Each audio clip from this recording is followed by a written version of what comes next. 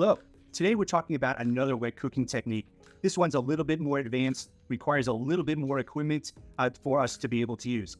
We're talking about sous vide. Sous vide in French means under pressure. What does that mean? It means we're going to take our food that we're going to cook, we're going to put it into a bag.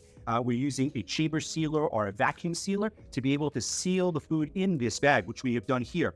We put it in the bag, we hit the button, it opens up. We now have our food product sealed in the bag.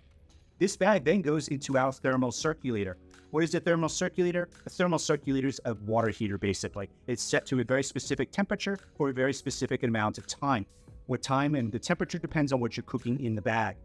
We here at Columbia College, we use this in our culinary classes to show another wet cooking technique and some more modern takes on cooking.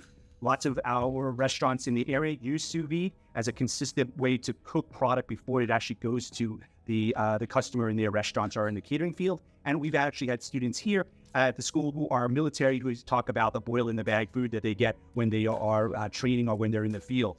It's a wonderful way to cook. Takes a little bit of experience and some temperature control, but in the end, you get a beautiful, consistent product.